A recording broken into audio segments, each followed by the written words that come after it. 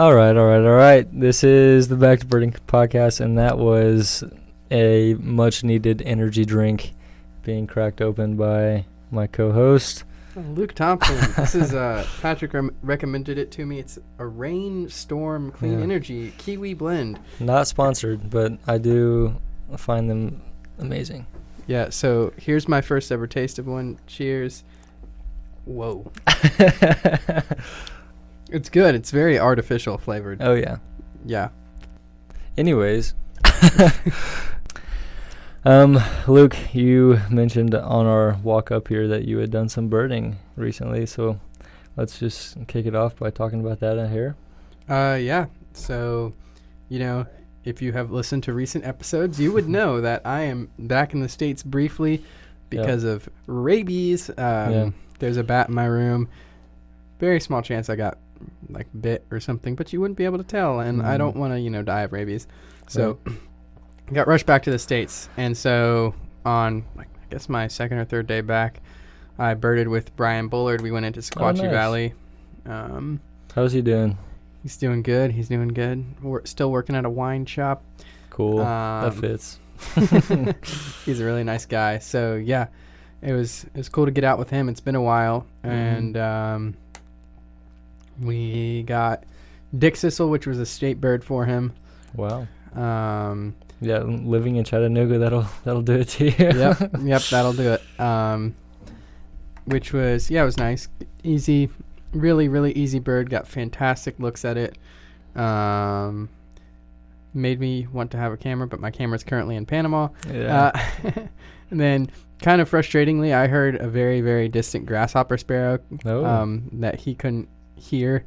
I couldn't. It was very sporadic and distant, and grasshopper sparrows are very, I don't have that for the year yet. Yeah, this is the first one in Sequatchie County this year, even though people have been birding the spot for the Dick Sissels. Really? I think it's just because it's way out in that field, and it's that hard to hear. And I have the advantage of having young ears, so and very knowledgeable ears. I don't know. Sometimes knowledgeable ears, I guess. And then that was really nice to get that Dick Sissel. It felt amazing after being in Panama. It's like 70 degrees, not humid. It was fantastic. It wasn't humid? Didn't feel humid. You gotta, I've been in Panama in the wet season. Rainforest. Yeah. I guess that makes sense. Yeah. And then we went up to a road and we pulled off, and there's a tractor mowing, right? You were hoping for black rail? The thought didn't cross my mind. Oh, really? But maybe it should have. But there were swarms, probably 75 plus swallows following the tractor, picking off insects that were flying out, which is really cool. That is cool. And the reason we were at that road was scissor-tailed flycatchers are there, which is probably, I don't know, it's one of my favorite birds. I just came back from seeing toucans, and I was like, wow, this is so cool. I probably just am used to toucans at this point. But do fork-tailed flycatchers get that far south where you are? Yeah. I saw fork-tailed flycatchers. Thought so. Scissor-tailed flycatcher is a much better bird than a fork-tailed flycatcher. Why do you say that?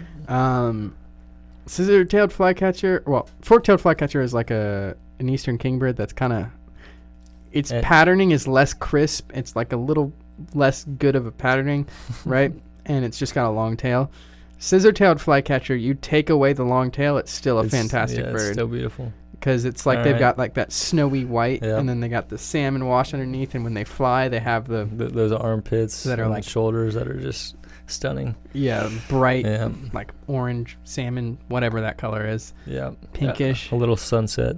Yeah, it's fantastic. And then they have that long black and white tail. It's really cool. So we saw them, and we were watching them, and they were one nest there, or are there multiple pairs? It was just one pair that we were watching, and so we were watching them. They were also going into the field after bugs scared up by the tractor, and then they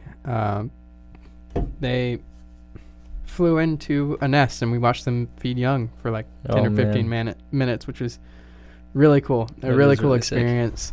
Much needed after some kind of rough days. Yeah, some casual birding. Yeah, good old casual birding, without this like added layer of like this is scouting, in Panama. So that was nice. No professional aspect of it. Yeah, it was fun.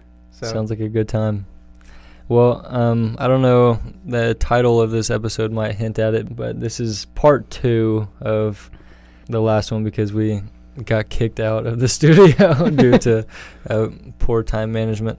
And so I want to cover the rest of my Utah trip, so I guess we can jump into that now.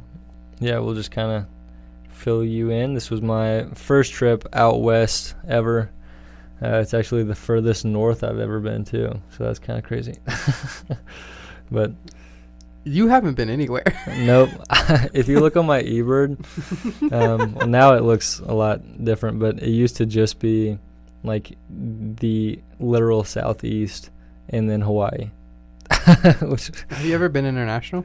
I went to Honduras in 2019 for 10 days, but I didn't have... And you got the best mott? Yeah, I got lessons and turquoise browed within feet of me, so that was pretty sick. Turquoise browed is the best mott. Yeah. I felt like an old-timey birder. I had to sketch everything I saw and then look back in the books later because I didn't bring any gear. It was just eyes. Anyways, so I can't... That's hard. Yeah, I only had like 20-ish species in 10 days, so that was kind of... pain. Yeah, that was tough. Anyways... So yeah, this was a really cool trip to go on, and I was really stoked. It was with our good friends Lizzie and John Diener, and a doctoral student named Hannah Wright, and a fantastic field biologist named Rebecca LeBlue.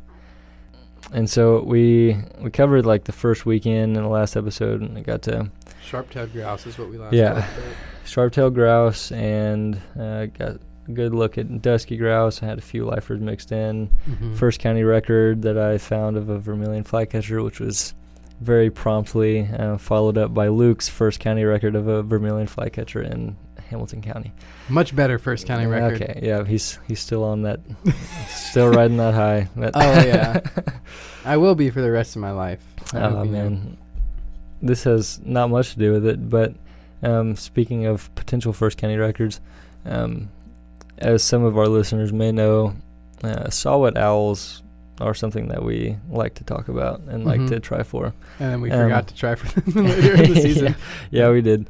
But there's quite a few southeastern states that we kind of know have them, but people just haven't found them yet. Mm-hmm. And I was just talking to my buddy that lives out in Idaho, or he used to live out in Idaho and has a bunch of connections out there, Austin Young. And he said that the northwestern plains out near Idaho are having an extraordinary vole year, and the saw-whet owls and the long-eared owls, and I think the barn owls are just having like crazy numbers of juveniles and just like having broods after broods. So it's going to be potentially a fantastic fall and winter for raptors. So hell yeah. Yeah, at least that's what my little intuitive thoughts pointed me towards. But like, if we're having these Swainson's hawks that are just like doubling their typical brood sizes, then surely we're gonna have a bunch of vagrant juveniles. So I'll be here this fall. So you want to hawk watch? Yeah, heck yeah, let's do it. Yeah, I mean, in all winter, typically we get raptors showing up in weird places. So I will not be here this winter, unfortunately. So. Well, I probably will. So I'll take that from you. But yeah, his Hamilton County list will get higher than my. I don't know, dude. You got some crazy birds in this county from when you were like a young child. 270. That's about as many as I have in the state so far. So 268. Yeah, I think I'm at 212. Oh, wow. In the county. So yeah. Anyways, let's get into some of this Utah birding. Yeah, so that first weekend, we got to kind of just do some recreational birding around northern Utah up into Idaho, and then whenever the actual work week started, we went into Pinyon Jay research. So that was super exciting. That's the reason I went out there, and they were just super helpful with teaching me how to do some things here and there that I had not been taught yet.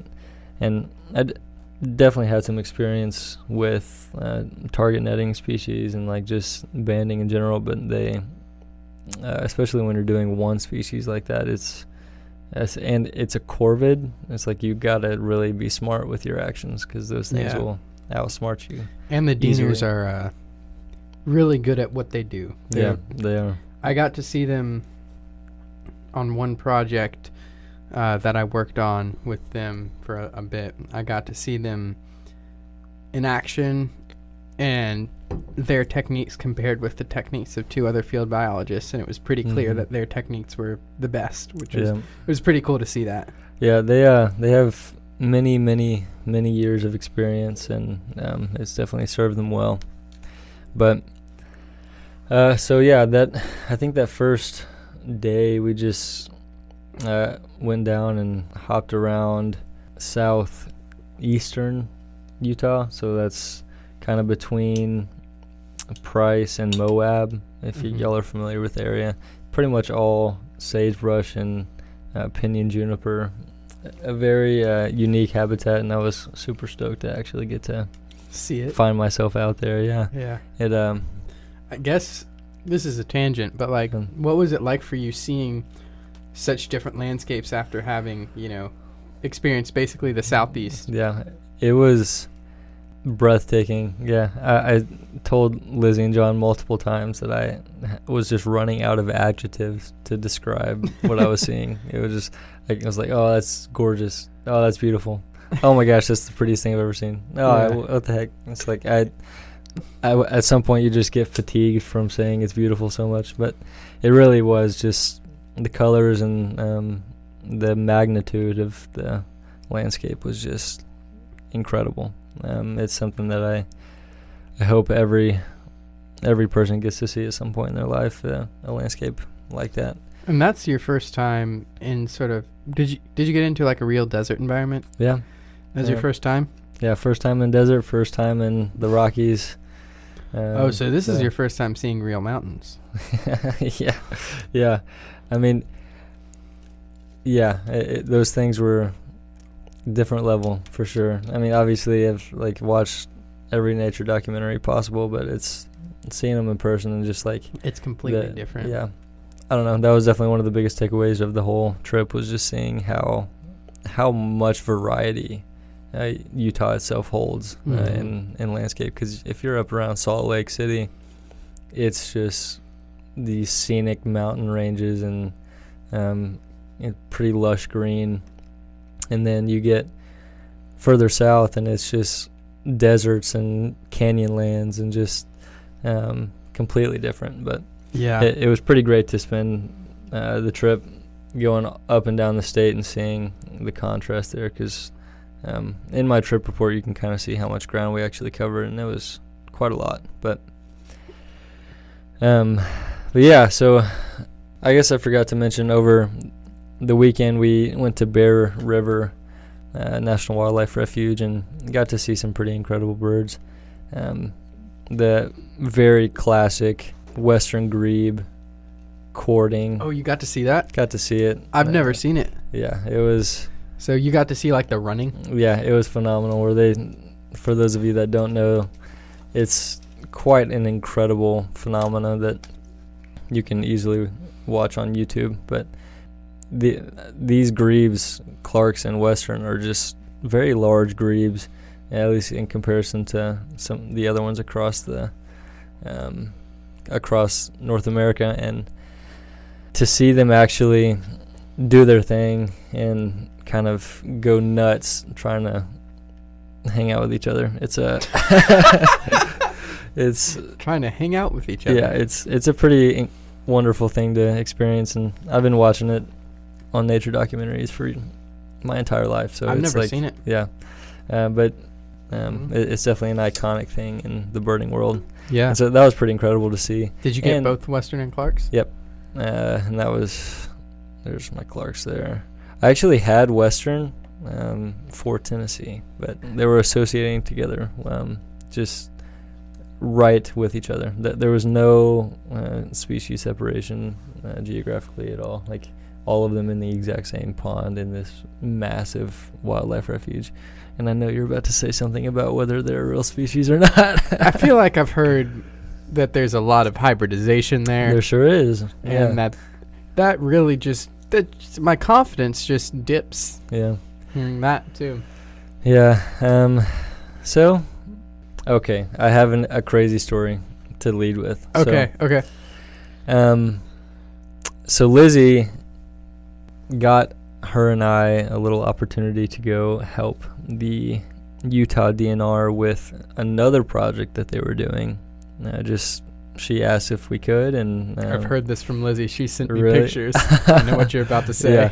Well, she actually had a very different experience than I did the very same night. So we got to go do Greater Sage-Grouse field work, and that was something that I was not expecting, but something that I will never forget. Oh, I'm sure. I don't know how to accurately relive this scenario, but just be poetic, Yeah, so Lizzie and I, neither one really knew what we were getting into. Of course. Genuinely. But we were just told to meet these two other guys at like 3 a.m. at the DNR station, and so we got up at 2:30, barely conscious. We got over there, and they drove us up this mountain to a spot where they knew there have been leks prior, but the mountain had been frozen until the prior week, so they couldn't actually get up there until this week that we were there. So they're like, this is a great spot. We really want to go check and see if we can catch some of these birds and tag them. So we get up there, and they just kind of do a little 5-minute demonstration. They hand us these 10, 12-foot poles with a 2-foot in diameter round net on the end.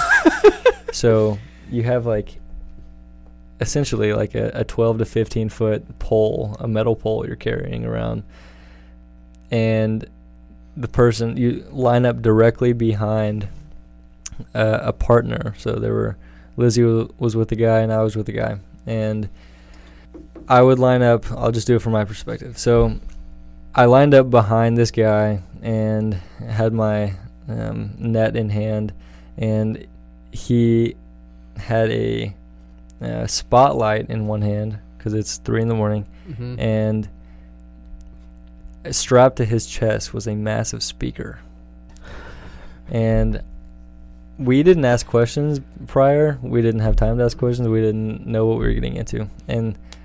And he doesn't play any music in the little 5-minute demonstration, but he's like, yeah, I'll be playing music. I'll have the spotlight on him. We'll get up close to him, and you'll run out behind me and grab him. And then we went. So I was like, that was all. He's playing music? Yeah, that was all I got.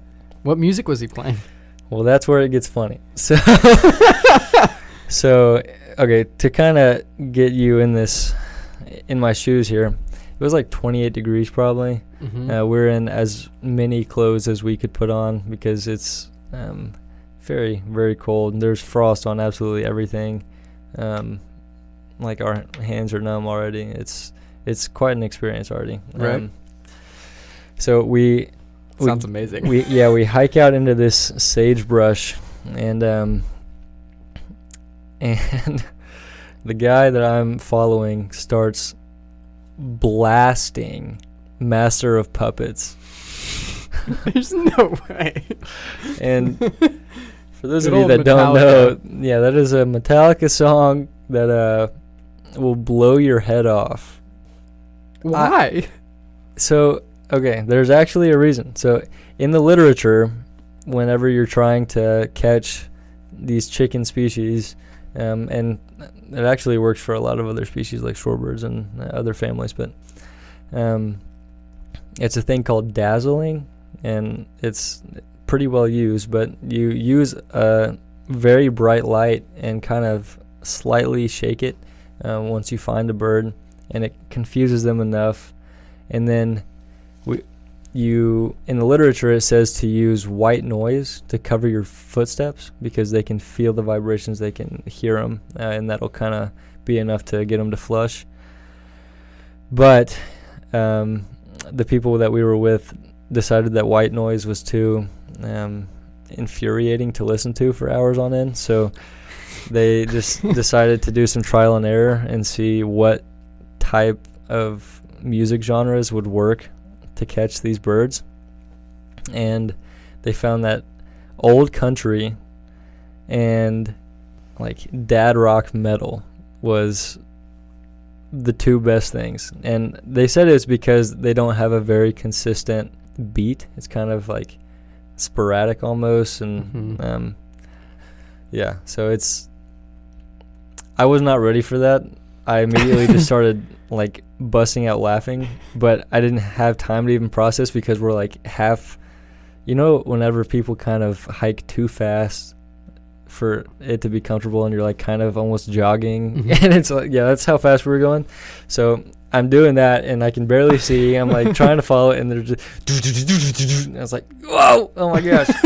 So it's just way too much to take in at once, and we're just trying to find these birds. So at lek sites, for those that don't know, the males and the females will both roost nearby so that they don't have to fly in from miles away to lek before sunrise and then fly away again. So they're all there all night pretty much. And so what we were trying to do was find females that we could put these geolocating tags on, and then send them off on their way to monitor population sizes. And so Lizzie ended up catching a big male, which was just beautiful to see in hand. And with the males, we were taking blood samples and feathers.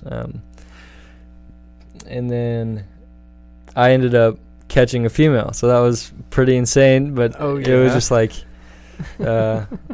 quite an experience. And you get up behind them and start walking faster, and then you just run out and jump pretty much and pin it against the ground. You need with a GoPro. Net. Yeah, I know, dude. The YouTube video would have been insane if I had a GoPro on. You should be a bird influencer, right? Yeah. Where you just follow. I think we kind of are with the podcast, but yeah. So that was kind of ridiculous, and the whole process ended right before sunrise because we didn't want to interrupt the lekking process. And so whenever we finished up, it was, 5:30-ish, and maybe 6. But we just went out to different lekking spots so that we could actually watch from afar these greater sage-grouses doing their thing. I feel like the plural of grouse should be grice. Grice or grease or these greater sage grease. Yeah, I think that's pretty good. Greater sage gry, maybe. Grice? I feel like because mouse, mice, grouse, grice. Moose, meese. Moose isn't just moose. Greater sage moose. I want to see one of those. Yeah. Just a moose with like the air sacs, like a greater sage. Oh my gosh. My brain can't even compute that. Yeah. But yeah, so for those of you that don't know, greater sage-grouse is the males at least, are an exceptionally large chicken spa. And what I didn't know is that they're almost like as big as some small wild turkeys. So oh my god, it's kind of crazy. I've seen Gunnison sage-grouse, but not greater. Yeah, so I mean, you've seen Gunnison. That's like the freaking crazy hard one to find. I met a guy. I met a random old man in the middle of Colorado when we were looking for him. He was like, "Oh yeah, I just bought a property with a lek right outside the house." And I have his number still, by the way. Really? He's in my contacts as Sage Grouse Roy. $5 for that number. per listener. Yeah.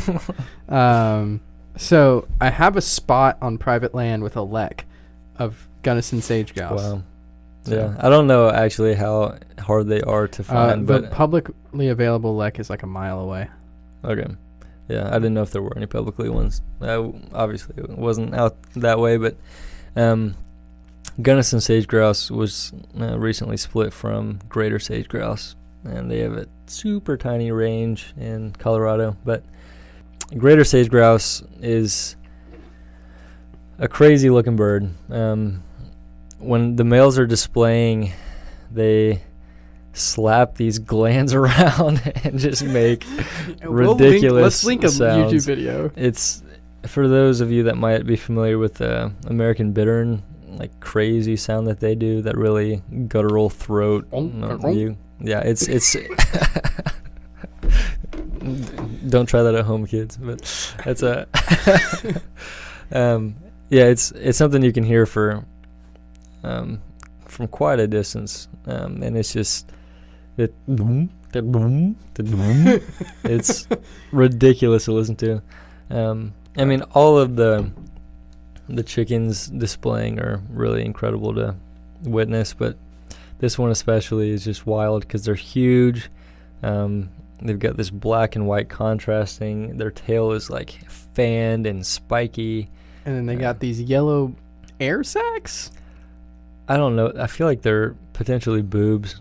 I feel like, see, that's what they look like. Yeah. We probably shouldn't say that on the podcast, though. I feel like there's a chance. They have these. I won't say I know for sure. They have these yellow. I think they're air sacs. Yes, that's. I mean, they are definitely air sacs. I just don't know what they're actually called. Yeah, what are they? I should know that. Yeah, they're probably like some type of gland that they're just slapping about. But, anyways, it was really incredible to get to listen to, and like being out there in the sagebrush and just hearing it echo over the fields is just really something I'll never forget. But never feet. Yep. And then while we were at that one lek that we got the best views at, I had my first green-tailed towhee pop up out of a bush, and best towhee in the States. I agree. It is just, I mean, especially for just being a sparrow, it's like, it's such an incredible. Okay, shut up. Don't just say just being as a sparrow. I love sparrows. Yeah. They're ugly and brown and beautiful. Yeah, but this one's none of those except beautiful. It is just green and gray and then bright rufusy red. It's like, come on, this guy's got something going on. Lincoln sparrows look better. I do love me a Lincoln sparrow, but that's up for debate. I mean, have you ever seen just some crisp brown and buff, like on a Lincoln sparrow? It's great. I've seen crisp brown and buff on every other sparrow as well. But the Lincoln sparrow is especially crisp. It is, actually. A song sparrow is kind of ugly. A Lincoln sparrow? A Lincoln sparrow is like a song sparrow that just got its hair cut. Lincoln sparrow is like American. A song sparrow is French, right? Because that might not please our French listeners if we have any, or any of our listeners with any French heritage. I also have been texting someone who's currently in France recently, who also you should ask them if they think that's accurate or not. It's a non-birder. Yeah, I don't think it would translate, but maybe. Yeah, she'd be like, "What are you talking about?" I think she almost got detained by the French authorities too. So I won't ask. Yeah. Anyways. Yeah, I don't know how we circle that back, but so did you get detained by the authorities in Utah? You certainly detained some chickens. We did. We detained quite a few birds over my time there, but goodness, you okay? All right. Anyways, and then just also while we were at the lake, had pretty incredible views of mountain bluebird, which I think objectively the best bluebird. That's exactly what I was about to say. I think, the eastern bluebirds have a very, very near place to my heart, just growing up with them. But man, those mountain bluebirds are just something else. It's just really an incredible bird to get to see. I have a mountain bluebird memory. I was hiking in the Canadian Rockies. I had just gotten my lifer gray-crowned rosy finch, and we were like sort of, I can't remember if we were like just above the tree line or if we were like in a meadow that was sort of in the flirting with the tree line. I think that's sort of what it was. And like these massive, incredible snow-capped mountains surrounding us. And then a mountain bluebird flew by. It's great. Fantastic. Yeah. Also seen them in New Mexico. Yeah, I don't think there's anything better than a photo of a mountain bluebird in the snow. I think that's about as good as it gets. Have you seen a Lincoln sparrow, though? Oh, my God. I'll keep that pause in there. That was too good. Oh, goodness. Okay. But, yeah, so whenever we would get Pinyon Jays on these little spots, so we had these feeders set up and down the eastern half of Utah, and Pinyon Jays are a flocking species, so everything they do is communal. And so whenever you actually try and target them or study them, you just end up having to study the flock and work with the flock. So we had these feeders set up with cages at the bottom, and the feeders dispersed these seeds periodically, and so anything in the area could come in and out of the cages freely. So because these birds are corvids, meaning they're stupid smart, if we one day just put cages out and the cages hadn't been there prior, then they would recognize that something was wrong and they wouldn't cooperate with our plans. But that is never something I've had to work with in my limited field work. Yeah. But so thankful for the smart brains behind the project, thinking about those aspects, and the birds feeding on the seed. These Pinyon Jay flocks come into these feeders. They would go in and out of the cages, and whenever we were ready to actually go out to one of those feeders and ban them, put geolocating tags on them, and potentially draw blood, it just made it really simple. So it was really great, and I got to get some really incredible views of Pinyon Jays, get some good lighting on them. It was just absolutely phenomenal to see those blue and gray tones pop.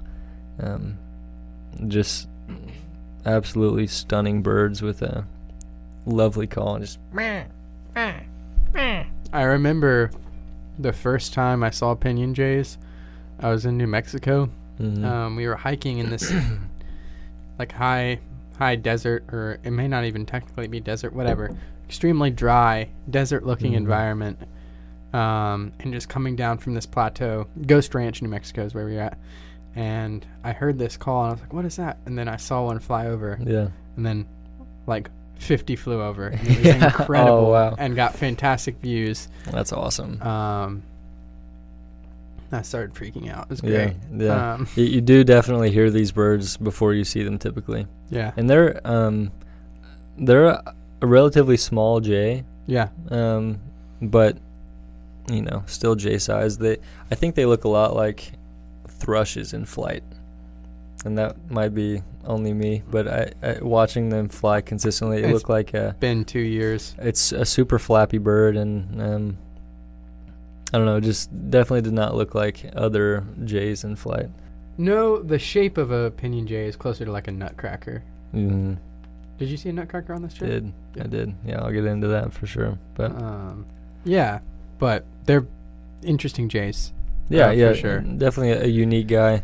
Unique little blue fella. Yeah, Pinyon Jays are the only species in their genus, so that's a pretty unique jay species. Really great bird to get to work with. Yeah, in hand like that. They're very, very cool birds. Really like them. Definitely. They're beautiful. Yeah. But so whenever our work days would finish, we would typically try and just hit a spot with a different variety of birds than what we were seeing in these sage and pinyon juniper stands. So at one point we went up to a mountain reservoir where Lizzie had seen some reports of some good birds that we were after, and just kind of went to see what we could find. And on the way up there, had canyon wren, which up to that point we had missed out on. Their song somehow. is so cool. Yeah, it's one of the most incredible songs of any bird I've heard. Wrens are amazing birds. Ridiculous, yeah. And shout out David Hawley with that one. His life goal is to see every single wren. So every single wren. Oh my gosh, I don't even know if other hemispheres have them, but there's Eurasian wren is the only one. Okay. And obviously they're like. Actually, I think most of the wren diversity is Central South America. Okay. I think that makes sense. So we had some really fantastic birds up there. Ran into a flock of Townsend solitaires, which fantastic bird too. Yeah, it's just one of the best things ever. I love those guys now, and I think we had 8 or 9 in that little flock, and just all around us it was snowing on this mountaintop. Seeing that a little mockingbird-esque bluebird little thing, it was just such a funny combo with the structure and plumage, but just really a gorgeous bird. They have nice songs too, don't they? Yeah, they do. And they were just crazy cute. Like you can't say anything other than it's they're like cute. Patrick with his mustache. We were driving back down the this mountain road, and had the windows down, and Lizzie heard, thankfully, because I did not catch up on it. She heard the little insect-like trill of a broad-tailed hummingbird. And that was one that we were definitely expecting, but we had not seen one up to that point. So it was really exciting to hear that guy at all. And I immediately jumped out of the car, and she went and parked, and I found it sitting up on a bush, which I honestly didn't expect. But it was a male, and I found him just sitting up like that. It was right next to the road, and then a car drove by, and it flushed and landed like 15 feet in front of me. Oh like my God. Directly in front That's of me. amazing. And it was just watching me. And so I ended up getting some photos that I'm really, really happy with, and it's no like got to just watch its bright pink gorget or gorget. There's too many ways to say that. Whatever that's called. Gorget. That sounds French. right. All right. They have this beautiful pink gorget that I only now learned to say. I don't like that. I Yeah. feel like It seems to westernize. Marcus. Oh yeah, and then we had a beautiful male black-headed grosbeak up there as well, which it's just one of the prettiest grosbeaks in the States. It's just so unique. Rose-breasted or black-headed? I think rose-breasted still takes it whenever you compare them side by side. Thank you. But smart man. I think black-headed is definitely second. No. You think blue or Evening.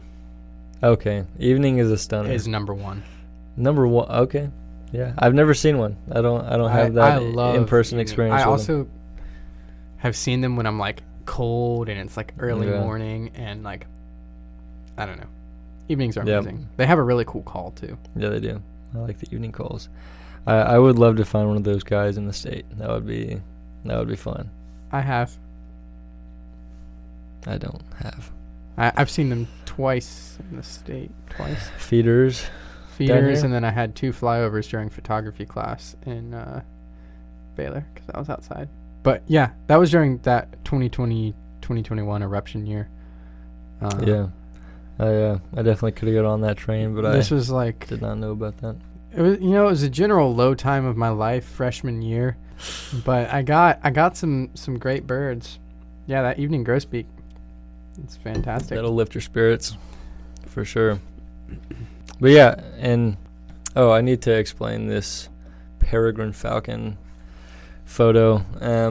So there was at one point that we were visiting a feeder, and they had these, they had trail cameras set up watching the feeder just so that they could see if the flock was still coming to the feeders, because they had these things all over the state. But Pinyon Jay feeders? Yes, the Pinyon Jay feeders. And so I was maybe 15 feet away from one of these feeders reviewing footage on my laptop, just sitting on a rock on the ground or something. And the Pinyon Jay flock was already kind of around me. They just like were watching me, whatever. But then all of a sudden they start just freaking out, like seriously freaking out. And I thought Lizzie was coming back to the feeder. Like I thought she, I don't know, was just maybe making them more scared than normal for whatever reason. Lizzie's a scary person. I can't even joke about it. She's like the most harmless person to exist. She's like the sweetest person ever. But I'm kind of watching these jays and these pinyon junipers just right next to me, just kind of going nuts and hopping around and just feeling super uncomfortable. And then all of a sudden I just hear and it's this peregrine falcon hits one of the jays in flight, like literally 10 feet in front of me. Holy. Like it didn't see me there at all. I was in like camouflage gear. I was not moving really. And so I imagine it didn't see me. It hit this bird and the bird didn't die. And then I had my camera on me, so I whip up and take a photo of it after it had reascended. And then it saw me, and so this photo is it kind of looking at me.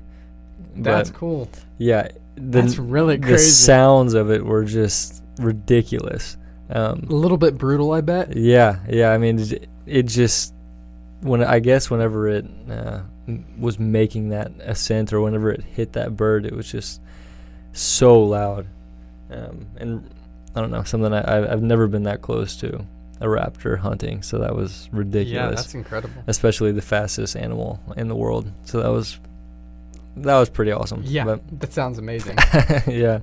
But to keep going, like, got some great views of a black-throated sparrow multiple times, but at one point, it's a sharp-looking sparrow. Yeah. Not quite a Lincoln sparrow. Yeah. At one point, I actually found a nest, so that was cool to get close, and he was nice. He was super comfy with me, so I got to take some photos. But okay, now we're gonna move on to the best bird of your trip.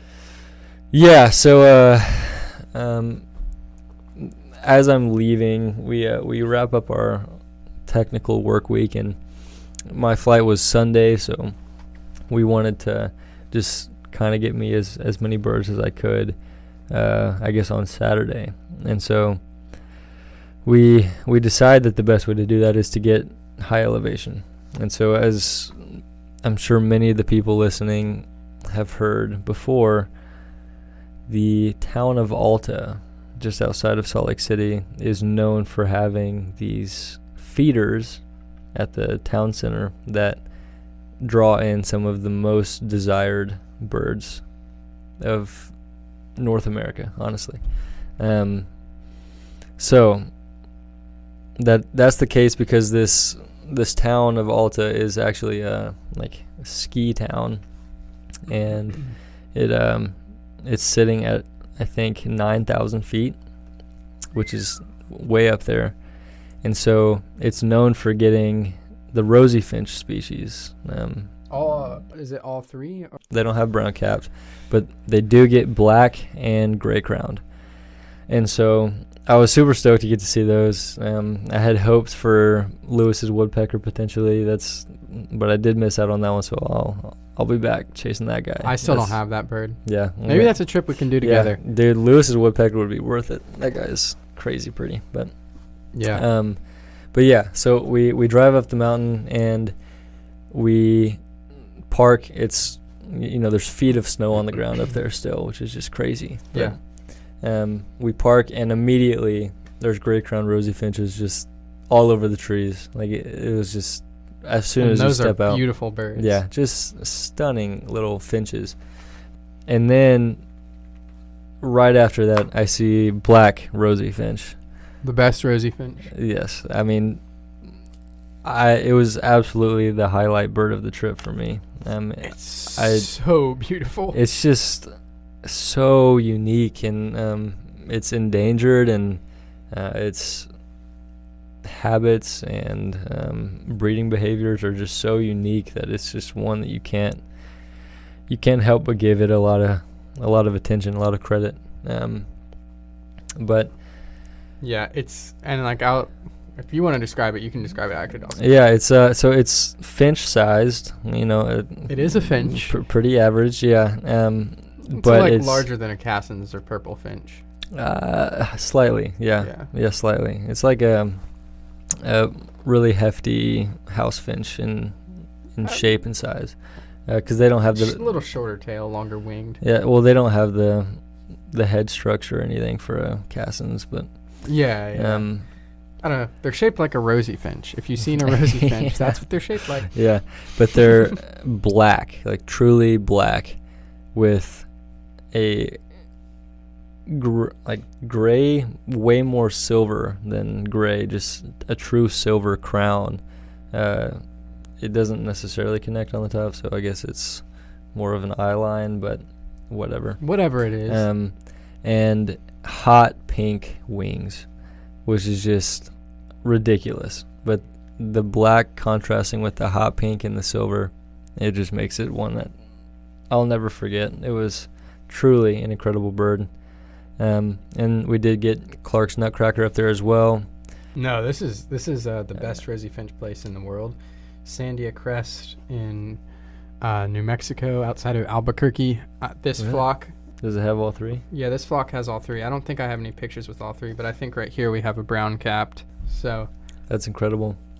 And yeah, that was an amazing experience. Yeah. But anyways. Yeah, to see all three would be great, but I think the brown cap can wait because it's the worst. Probably, I don't want to say it's the worst, but it's definitely the least visibly appealing of the three. Yeah.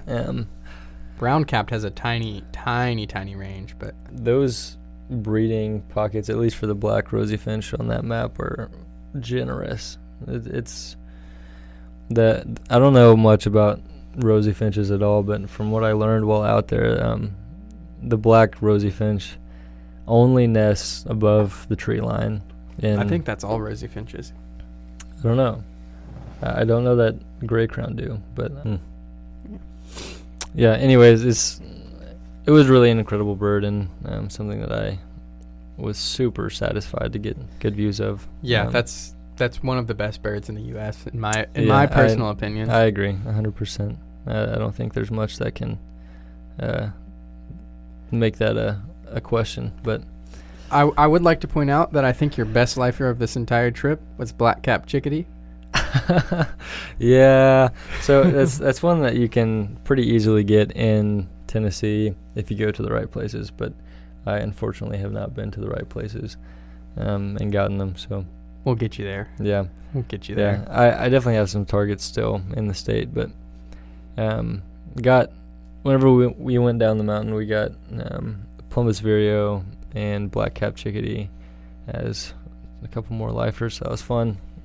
Oh, I guess one more thing. So so Saturday night we camped on Antelope Island, which is it's a massive landmass. It's a state park in the middle of the Great Salt Lake. So it's a pretty unique habitat, and we knew that it was maybe the best place in North America actually for chuckers. And